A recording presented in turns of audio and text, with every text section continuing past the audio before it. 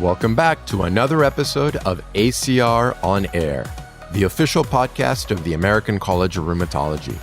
I'm your host, Dr. John Hausman. Today, we'll be discussing how to become a physician writer.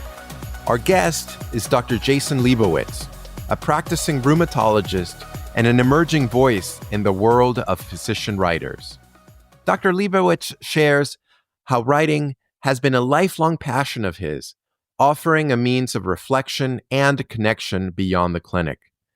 We discuss how writing helps him process his experiences as a physician, the art of telling compelling patient stories, and the importance of writing for a broader audience in today's complex healthcare environment. Whether you're a healthcare provider curious about narrative medicine or someone who loves a good story, this episode offers plenty of inspiration. Dr. Liebowitz is an assistant professor of medicine in the Division of Rheumatology and Clinical Immunology at Columbia University Vangelis College of Physicians and Surgeons. He completed his rheumatology fellowship at Johns Hopkins Hospital, and his work has been published widely, including in the New England Journal, JAMA, and most recently with a great piece on somatic mutations and VEXAS syndrome in The Atlantic. He's co-editor of the textbooks Clinical Innovation in Rheumatology, Past, Present, and Future, and Masterclass in Medicine, Lessons from the Experts. He's also a staff writer for The Rheumatologist. Enjoy. Jason, good morning. Welcome to the show. Thank you so much, John, for having me. It's a great honor. I'm a longtime listener. So we're going to talk about your writing today. I was wondering if you could tell us a little bit about when you started writing. I've always been a fan of writing since I was young. I remember entering a essay contest as an elementary school student and wrote about Y2K, Bugs in My Pants, a take on the millennial Cat in the Hat story. Something I've always enjoyed. And even in college, one of my majors was as a history of science, medicine, and technology major, which allowed me to do a great deal of essay writing and reading. So it's something I've always enjoyed throughout my young adulthood and early career. When I was a fellow, my fellowship director, Dr. Phil Seo, at the time was the physician editor of The Rheumatologist. And he offered me the opportunity to start reporting for The Rheumatologist, initially on a local conference through the Maryland Society for Rheumatic Diseases.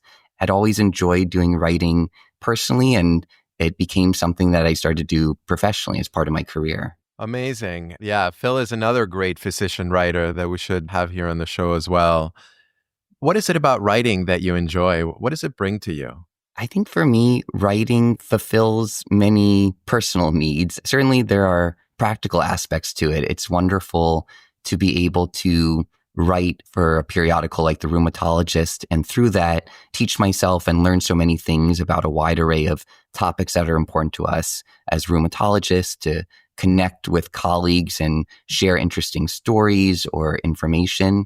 But I think on a very personal level, it's really the hobby or pastime that I most enjoy. I feel this urge to often put my thoughts onto paper, whether it's to recount an interesting story or patient interaction that I've had, or to talk about something that's been exciting or interesting to me that I've read about in the news and want to share with other people.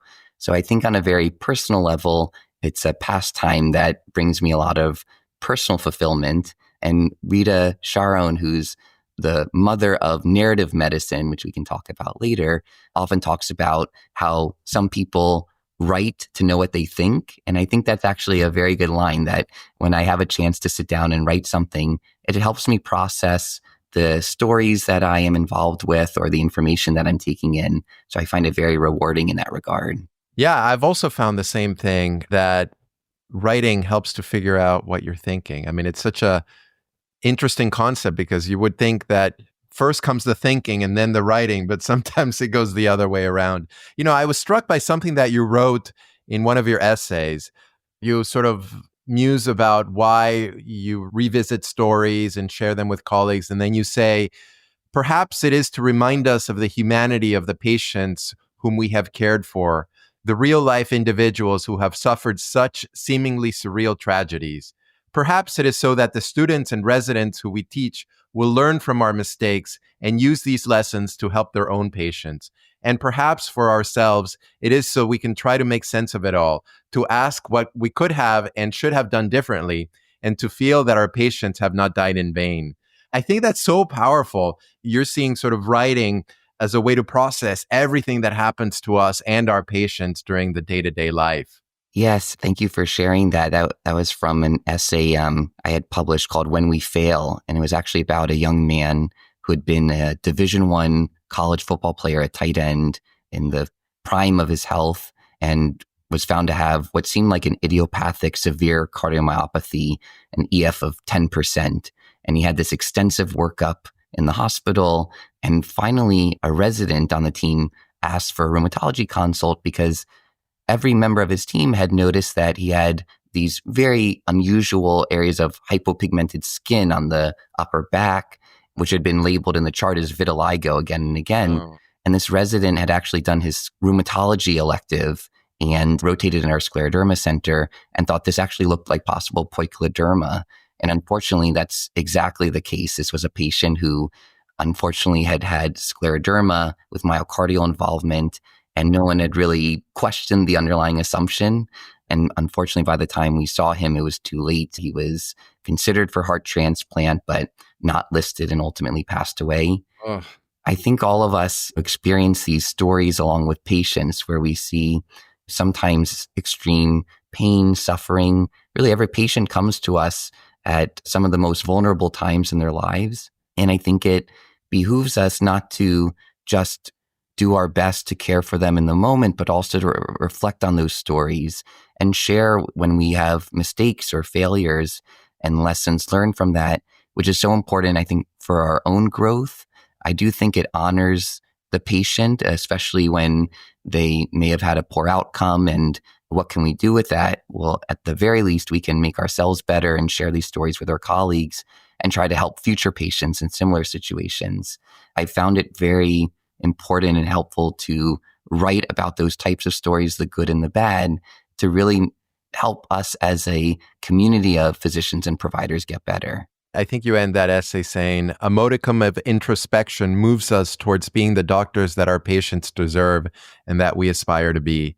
Wow, very powerful story. And I can understand how it is through writing that you're able to process that and not only help yourself sort of deal with that situation, but ideally help others identify those patients earlier on and maybe prevent some of the mistakes that we all make in practice.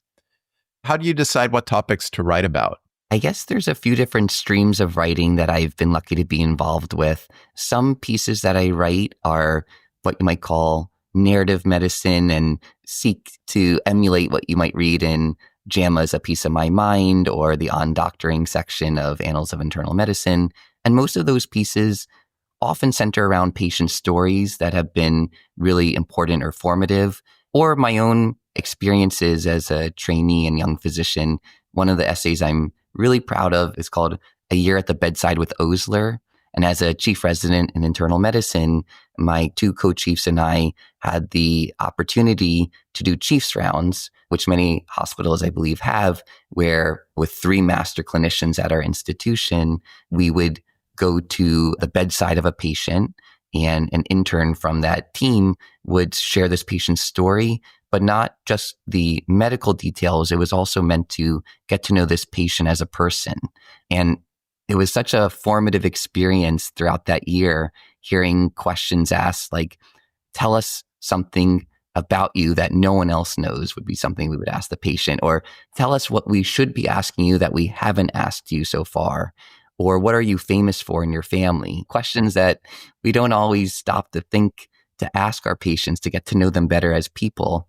And that was a wonderful experience that I felt moved to write about and got a lot of positive feedback from people who had similar experiences in their training. So that's one area in which I write about. Most of my work in The Rheumatologist is more medical journalism and medical reporting, obviously with an audience that's primarily rheumatologists, clinicians, researchers, and healthcare providers. And a lot of that writing, I work with a great team. Carrie Lasavio is my editor at The Rheumatologist, and Barrett Kumar is the physician editor currently. And we work together to figure out which sessions to report on at conferences, interviews with interesting researchers or focusing on research articles. So that's a little bit more technical writing. And then recently, something that I've gotten into is what's called narrative medicine journalism, which is writing on medical topics, but for a lay audience. So this past year, I took a wonderful workshop. I was a member of a workshop offered by Columbia, led by Stephen Fried, who's a professional journalist and a National Magazine Award winner, author of many books, and Joan Bregstein, who's now a retired pediatric emergency medicine physician, who's also a phenomenal physician writer. And the whole point of this workshop was to teach us, it was medical students and practicing physicians, to write on medical topics for a lay audience, which is a very different type of writing than I've ever done before. And I'd be happy to discuss that a little bit more. But it's really gotten me interested in trying to share some of the stories that excite me and I think excite us as rheumatologists and physicians, and share that with a broader audience in a way that you can explain difficult or complex topics to people who may have much less in the way of a scientific or medical background. Super interesting. Do you have a regular writing practice? So for the rheumatologist, that's something that I know to expect around ACR convergence or certain conferences or certain times of year, that I'll work together with my editors and we'll come up with a plan of what to write about. It's actually been a great experience. I am paying attention in lectures in a way I've never paid attention before. I think it's very different to attend a plenary session or a talk at ACR when you know you're going to have to write a 1,000-word article summarizing that topic. So it's actually made me a much more attentive conference attendee, and I think a more somewhat voracious reader of research literature, knowing that these might be things I'll be writing about later. And my practice with that is I'll often take notes during the session, try to write the article or at least the outline of the article later that evening while it's still fresh in my mind, go back and read more broadly. So I have a little bit of a practice for that. For other types of writing where it's less time bound and more about I move to write an essay about a patient experience or experience I've had as a physician, I'm always every day and every week thinking about just processing, as we all are, what I'm seeing and experiencing as a physician. And I think when I get to the point where I start thinking about a certain story or topic or patient again and again, I start to think, this is feeling like an essay starting to emerge. And I'll often start to jot down notes here and there and get my ideas together. I'll ruminate during my bike ride to work. And then at some point, I think I'll finally sit down and say, okay, let me start writing an essay on this topic and see how it sounds.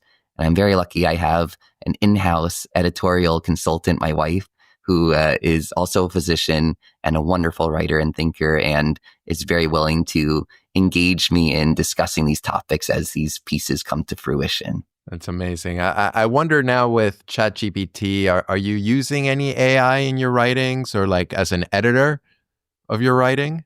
I'm finally getting around to reading The Emperor of All Maladies by Siddhartha Mukherjee, which is a beautifully written book, really incredible. Embarrassed it took me so long to read it, but I'm enjoying it now.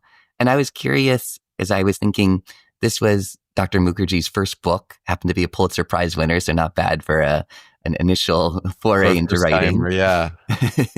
I was curious. I was struck by how beautiful every sentence he writes. It sounds like poetic prose.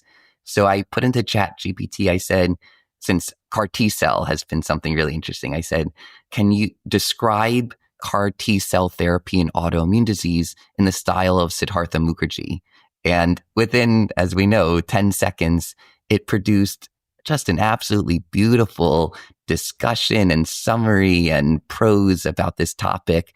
I think it analogized the immune system to a bustling city, and it turned different leukocytes into clamoring residents in that city. It was just a beautiful, and it made me really ashamed and embarrassed of my lack of ability, because I was thinking I could never have written such a beautiful explanation or discussion of this topic.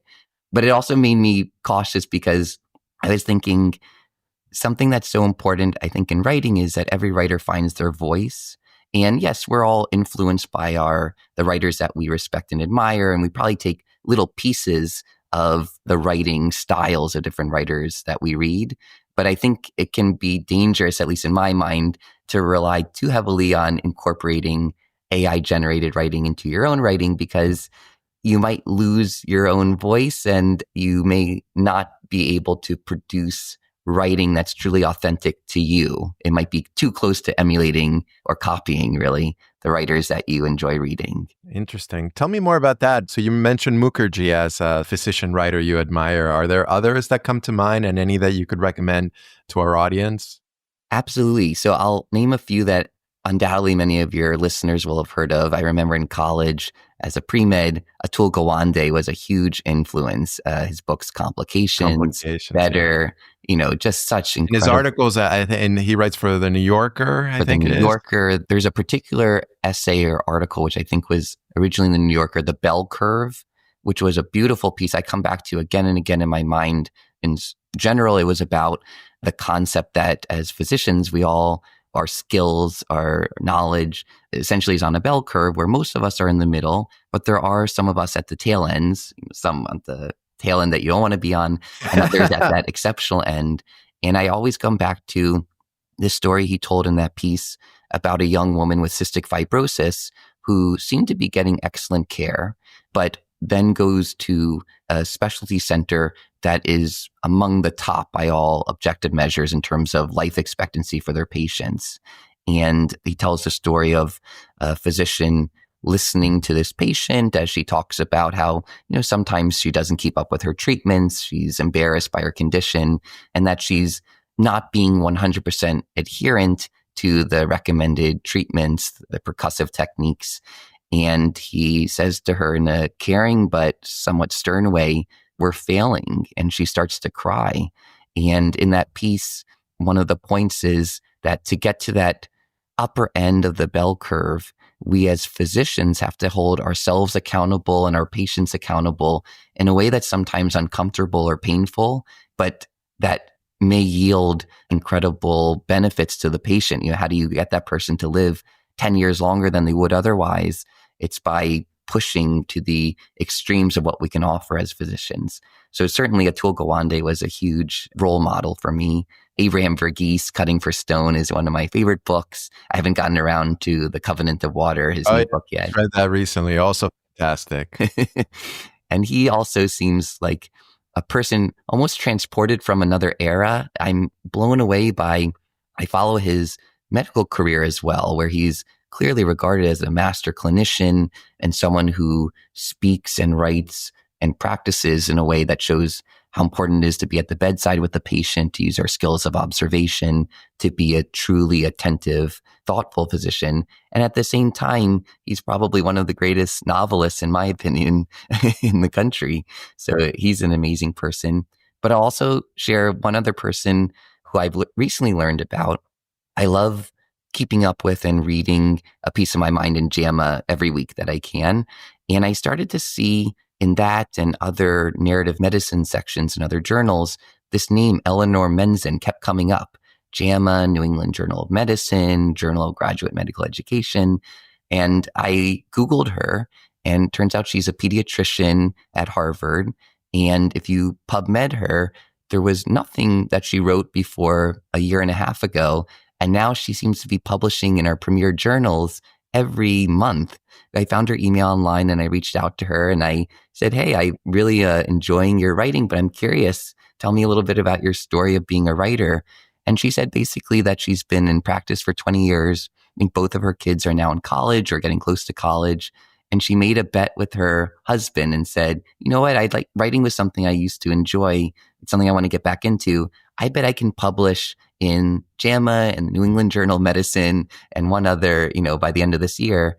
And he said, "Okay, prove it to me." And she's proving it. She continues to write. I see every few weeks she has a piece published in another premier journal. And I think she's such a great example of it's never too late to get into writing. And probably 20 years into your career as a physician or a healthcare provider, you have a lot more to say than you did when you started out. Interesting. Jason, it reminded me of you because when I also Googled you and PubMeded you, I see your name all over the place, including in many of those same journals that you just mentioned. I think clearly this is something that interests you, you've been very successful so far. For people that are interested in becoming a physician writer, how should they start? If you're listening to this or thinking about this topic of writing, the best thing you can do is just start at it. Even the greatest writers started. I think I had read that Atul Gawande, he had a friend who was working at Slate who encouraged him to share some of his stories as a surgical resident. And that was some of his initial writing that got him noticed and started his career. So it might be starting at any level that seems reasonable for you. You can even begin by writing things for yourself. It's not something that you have to feel like you start writing and need to be published immediately, but maybe something that you can start practicing on your own. I will say that having taken this workshop on narrative medicine journalism, I see now that to try to get to a next level of writing, it's sort of how we approach things in medical training. It's something that if you study the theory and practice and take coursework or seek out opportunities for learning how to be a physician writer, it's actually the same as getting great training as a resident or a fellow. So I do encourage people to look into if they're affiliated with an institution, if there are workshops available. I know that there's also master's programs at some universities. I think Suzanne Coven is the writer in residence at Mass General Hospital and leads a master's program in media and medicine or something to that effect. And then there are also opportunities. Many writers who really try to get to the next level might participate in the Iowa Writers Workshop or other opportunities that are open to anyone, including physicians. So I think it's a combination of, if this is something that interests you, the best thing you can do is start writing and just get started. But I do think that there is benefit to seeking out formal education on the topic and learning specific skills, techniques, or concepts, which I can talk about more, which will make you a better writer. Yeah. Yeah. I know some of my colleagues have done or are currently doing. The New England Journal apparently offers sort of an editorial fellowship, which is, I believe is like 1 year. Harvard also offers courses on like medical writing every so often. There's certainly a lot of opportunities for people. What skills do you think people need to learn? Like, what are the skills that these workshops focus on and that you have learned?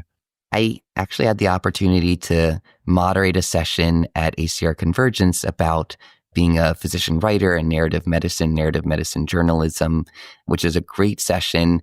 And one of the leaders of my workshop, Stephen Freed, was one of the speakers, and he shared a few different specific tips. And this is particularly for physicians who are wishing to write for a wide audience. So if you want to get an op-ed published in the New York Times or something to that effect, he had a few excellent specific tips for physicians.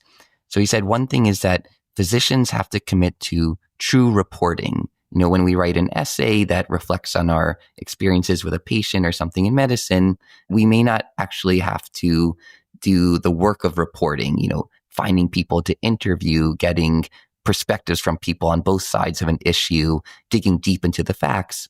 Many narrative medicine pieces may be more artistic, emotional, and introspective. But if you're hoping to write for a wider audience, you really have to do the work of reporting. And that even includes, if you tell a personal story, it's better than just trying to remember the details of what happened and try to recreate that scene.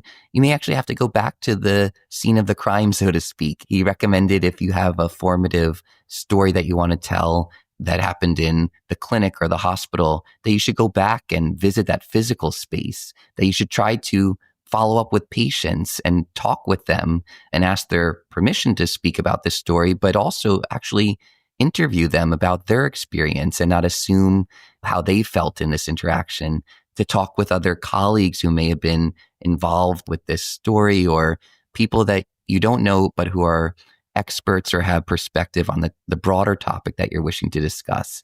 So he was saying that all of us are obligated to do this work of reporting instead of just trying to remember or emote our feelings about a topic.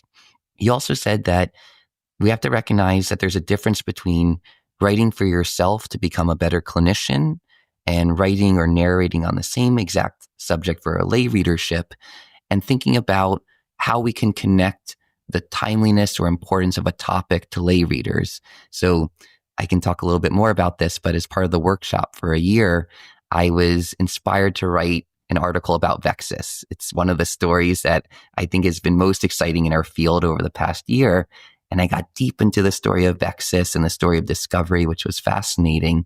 When I was discussing this workshop and going through edits with my group, what everyone kept telling me is, yes, Vexus is a very interesting example, but of a broader topic, which is somatic mutations in adult onset diseases or somatic mutations in health and disease in general.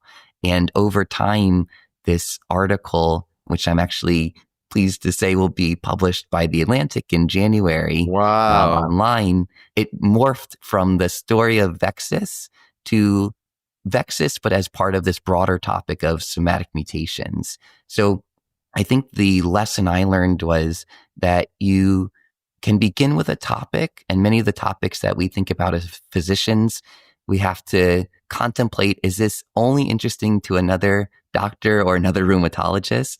Or how can I connect this to a broader subject that will reach a much larger audience and be more timely and more of general interest to a lay audience? Yeah, I guess there's a difference there what the purpose of the writing is. If it's sort of to process your emotions, to help you think, then those personal stories are adequate. But yeah, if you want to reach a broad audience, then I think taking all of these steps seem really useful and powerful. Absolutely. Stephen Fried also recommends, he says, all of us should have a big 5 list of topics in our minds at all times. So people who are interested in writing should have at least 4 or 5 topics that they think might make for an interesting piece, and just keep adding to that list and changing, and always have it in the back of your mind as you're going throughout your day.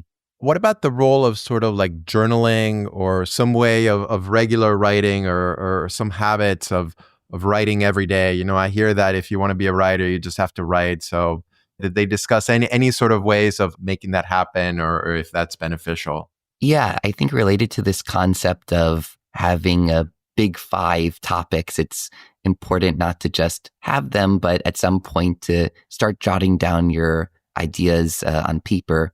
I myself am not someone who keeps a diary or a journal, but I know many people who do. I think there's other ways also that you can continually be documenting your thoughts. I think it's helpful. Some people actually get into fiction writing or podcasts or other ways to explore these ideas. For this workshop, even though we completed the year of the formal workshop, anyone who wanted to could join the alumni group, what we call the survivors of the workshop. And we actually still meet monthly. We have a Zoom that normally goes 2 or 3 hours on a Wednesday evening. And it's a time when all of us share what we're writing about now, what we're thinking about. It's a wonderful way for us to help each other process and mold and shape ideas. So that's actually something that I participate in every month that I'm able to. And through the workshop, they also offer interviews with physician writers. So Lisa Sanders of the Diagnosis column in the New York Times, Dhruv Kuller, who's the medical correspondent for the New Yorker, Perry Klass, who's a phenomenal pediatrician and physician writer.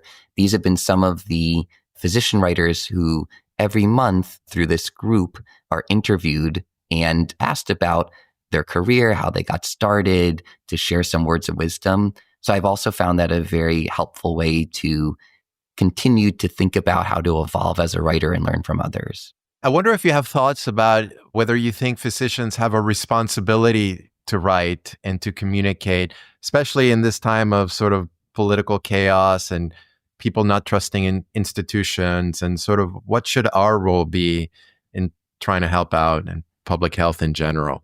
I think that's a great question. A lot has actually been written, great pieces on this exact subject, why the public, the rates of trust and confidence in medical professionals and the scientific establishment as a whole has really decreased over time. And it's a complicated subject. There was a period of time when it was only good news coming out of medicine, the development of antibiotics and vaccines and clear strides being made in increased life expectancy. And also, honestly, the relationship between doctors and patients being somewhat paternalistic, trusting of this provider who's going to tell me as the patient the right decision to make and the right path forward. So things are more complicated now and better in many ways. We, I think, have a more equal relationship with our patients, much more open communication, though it creates challenges as we all struggle to keep up with the unending in basket and reactions to public health news, political news. But I think it really benefits society when physicians or healthcare providers choose to write on topics on medicine and healthcare and public health, not only because we have certain knowledge in these areas, but also we have a unique perspective that I think is very important to offer. I think that society functions better when each of us choose to discuss these topics. One of the writers in our group published a piece about mental health during COVID as a pediatric psychologist. And these are extremely important topics that some of us will have unique insight into because of the patients that we work with and the stories that we experience. I agree. I think it's helps society, and it's important for society, for physicians and healthcare providers to write on these topics. For people interested in writing, I wonder if you could share either some of the challenges that you faced as sort of you began your writing career, or common challenges that people often face when trying to write and certainly like publish their writing. As is the case with research, where you see a prolific researcher and you say, wow, it seems every research project this person is involved with is a success. But if you ask that person, they'll say, well, you don't see all the manuscripts that were rejected. I think it's very similar as a physician writer. You're seeing some of the essays of mine that finally made their way into something maybe somewhat interesting and made their way into a publication. But I have many dead essays that never saw the light of day, but are still helpful, because I think even an essay that doesn't end up getting published gives me practice and teaches me important things about what works or doesn't work. Personally, I struggle in my writing. I have a tendency to write long, somewhat rambling sentences that sometimes run on, and I have to be reined in a little bit. And that's why having an editor is very helpful to try to keep it simple or streamline the language. I think also I often do have a challenge of figuring out what's interesting just to me and what would be more interesting or what can help readers connect with. So I have to say, I'm luckily I find my career as a physician very rewarding, and I often want to write on subjects that are happy or optimistic, which are important. But I think a lot of writing relies on often discussing topics that get at where people are struggling or questioning, or where there's some sort of trouble, so to speak. One thing that I've worked on is the selection of topics to try to pick ideas that will resonate with readers. I think it was either last year or 2 years ago, the most read A Piece of My Mind JAMA piece was an essay called Death by Patient Portal. And it was just with that title, I would click on it. That's just the title alone is fantastic. But this primary care doctor, described what we're all struggling with, keeping up with the in-basket. But then he created an interesting twist where he said that in real life, he was struggling, he was feeling burned out, he was at the end of his rope. And he actually drafted and decided to send out a message to all of his patients that he's being honest, that he's trying to be a diligent, thoughtful, dedicated physician, but that he's really drowning in responding to these messages. And if people can work together with him as patients to help relieve some of this burden. He writes that he was very afraid at first that he would get a lot of nasty comments in return, but actually the opposite. Many patients wrote to him and said, I'm so sorry, I didn't know this was what you were struggling with, these circumstances. And it was a really positive, wonderful experience. And I think the fact that it was one of the most read articles shows this was not only a great topic to discuss, but the way in which he discussed it and a different take on the topic made it such a poignant piece. So I think we can always learn from those types of pieces, the topics that we should be thinking about writing about and how we should be writing about them. Yeah. And I guess reading also helps a lot, right? It sounds like you're a voracious reader as well. What sort of things do you read? aside from physician writers?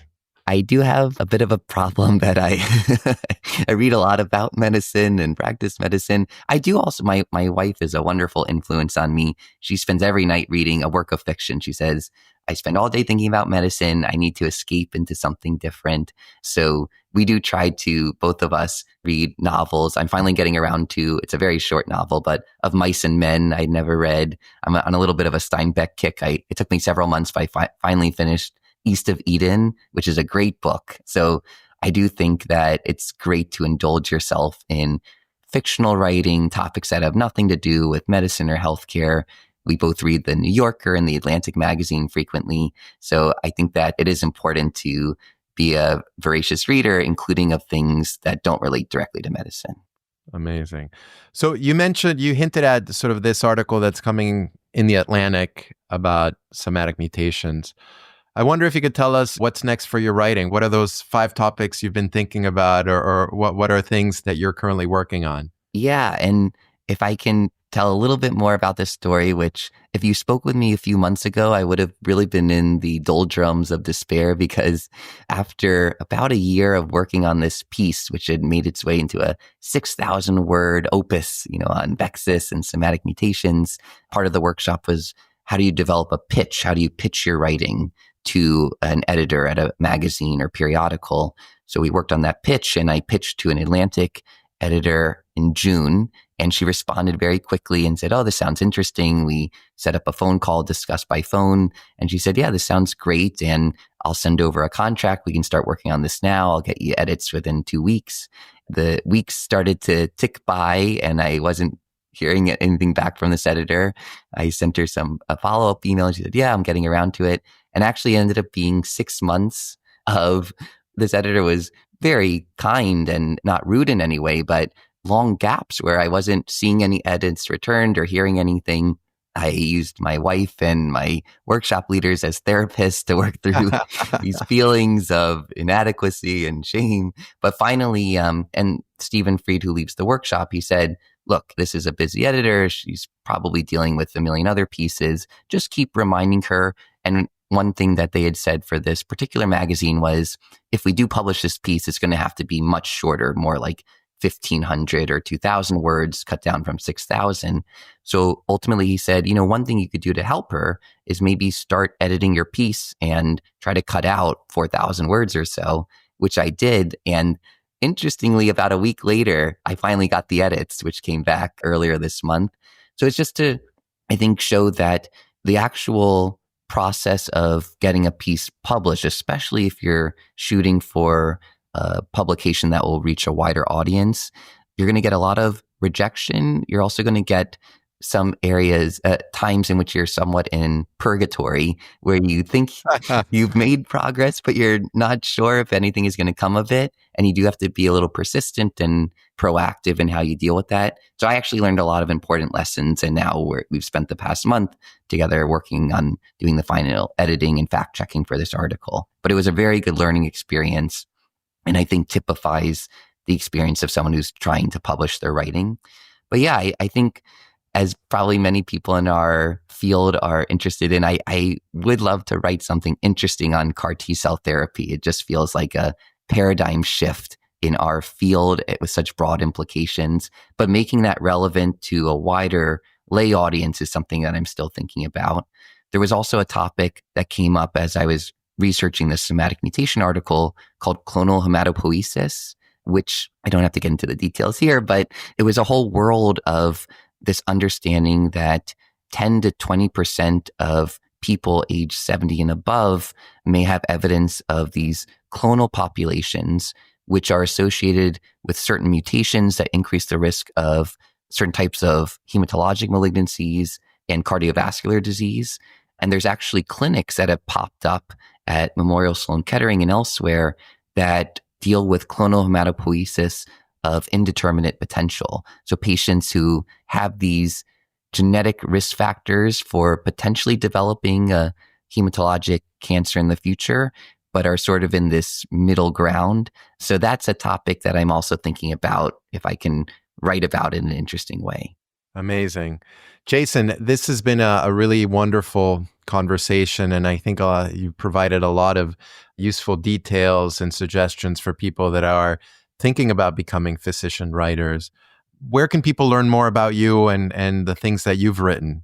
Well, this has been an incredible opportunity. I really thank you for making this possible. And I hope it inspires a lot of listeners to indulge in their own writing passions and pursue this. For me, I do maintain a little website. The thing most consistently I'm proud of is writing for the rheumatologist. So I think people will continue to see my writing in that periodical, which I'm very proud of. And I'm going to keep working on publishing in now other areas. But I think I would really more so encourage people to look into some of these programs, workshops, fellowships, as you've discussed on this podcast, and really seek out these opportunities. If this is something that interests you, just go for it. I think that writing as a physician or as a healthcare provider provides such a nice complement to what we do clinically or with research or with teaching. And I think it helps us strike a balance in our professional and personal lives. So I hope that people really use this episode to be inspired and seek out those opportunities. Awesome. I'm certainly inspired, and maybe you'll see one of my writings there. So I hope so. Or one day. But Jason, this has been awesome. And we'll put in links to your website and to some of your writings. If you could share that with us, we'll have it in the show notes for people that are interested. I've read your writing, and a lot about like human experience, ethical considerations, your interest in technology and AI. It's just been really, really wonderful to read. And now after interviewing you, I'm really interested in seeing what's next. So keep up the good work, and thank you so much for your time. Thank you again for the opportunity. Well, there you have it. Everything you ever wanted to know about becoming a physician writer, but were afraid to ask. I totally agree with Dr. Liebowitz in the power of words to make sense of the complex emotional experiences that we encounter in medicine every day. If you haven't tried it already, I encourage you to sit down for a few minutes after clinic and jot some thoughts about your day. You might be surprised by what you find on the page. Thank you all for listening, downloading, subscribing to our show, and for rating us with 5 stars or however many stars you think we deserve. You can find all of our show notes for this and other episodes at acronair.org, Apple Podcast, Spotify, and on your favorite podcast app. Until next time, keep writing. And of course, stay healthy.